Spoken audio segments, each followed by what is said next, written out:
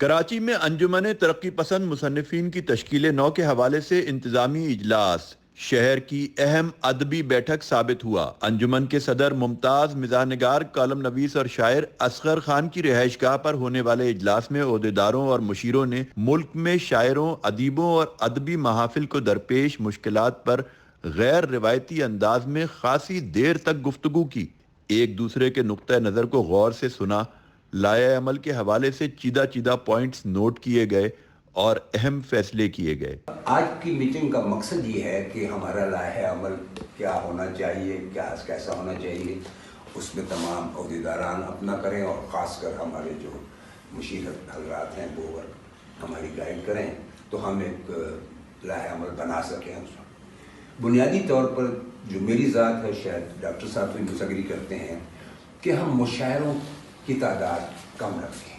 ایک ہمارا یہ خیال تھا کہ ہم مشیروں کی سے مل کر ایک ٹاپک سلیکٹ کریں، پھر جو شہر کا ایکسپرٹ ہے جید اس موضوع پر اسے دعوت دی جائے، 1 گھنٹے کا اس کا لیکچر ہو۔ انجمن ترقی پسند مصنفین کی افادیت برقرار رکھنے میں حائل رکاوٹوں کو دور کرنے کی بھی سبیلیں نکالی گئیں۔ پہلے بھی جو ڈاکٹر زیغم تھے ہمارے پریزیڈنٹ، اور ہم تو بہت ہی پروگرام کرتے تھے، لیکن ان کا ٹلٹ جو تھا زیادہ تر وہ مشاعروں کی طرف زیادہ تھا۔ وہ مطلب ہے کہ 20-25 لوگ ہوں بلا لیا اور وہ سب مشاعرہ۔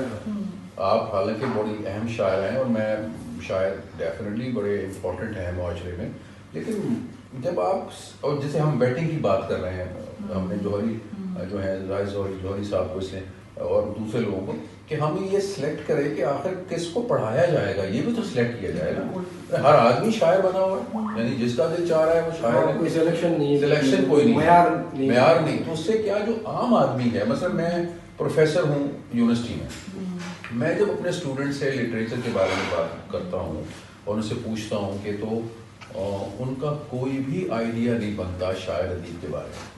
نئے ادیبوں اور شاعروں کی پروموشن انجمن کے بنیادی مقاصد میں سے ایک قرار پایا۔ ڈائلاگ اس طرف آئے، مشاعرہ وہ بھی ہم کریں گے کبھی کبھی، لیکن وہی جیسے کہ صرف مشاعرے ہی نہیں، اس میں وہ خالی شعر لکھنا تو ادب نہیں ہے نا بھائی۔ وہ اصل میں وہ پھر وہ سیریسنس ختم ہو جاتی ہے۔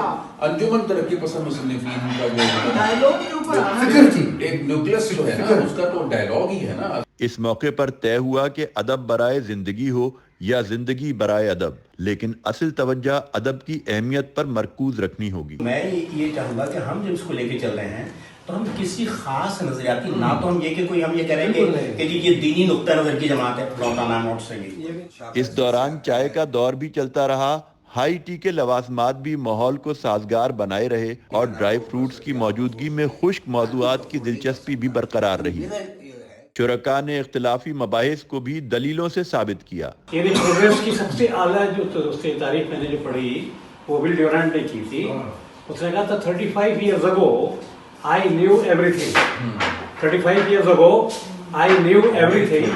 Now I know nothing. Education is a progressive discovery of our knowledge. یعنی progressive discovery ہے کہ جیسے جیسے آپ پڑھتے جائیں گے آپ کو اپنے جہالت کا، اپنے کمزوری کا احساس ہوگا۔ یہی آگاہی ہے، ٹھیک ہے جی۔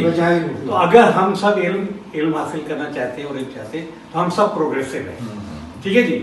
اب وہ پروگریسو کا مطلب یہ نہیں کہ ہم کمیونسٹ ہیں یا سوشلسٹ ہیں، ہم پروگریسو ہیں۔ شرکائے محفل میں انجمن ترقی پسند مصنفین کے صدر Asghar Khan, secretary general doctor Arshad Rizvi, نائب صدر ریحانہ روحی، سیکریٹری اطلاعات کامران مغل، چیف کوآرڈینیٹر آصف علی آصف، سینئر نائب صدر نغمانہ شیخ، سیکریٹری مالیات ماجد سید، نائب صدر ڈاکٹر رضوانہ عابد، مشیران راشد عزیز اور زاہد حسین جوہری کے علاوہ جوائنٹ سیکریٹری ہما اعظمی نے بھی اپنے خیالات کا اظہار کیا۔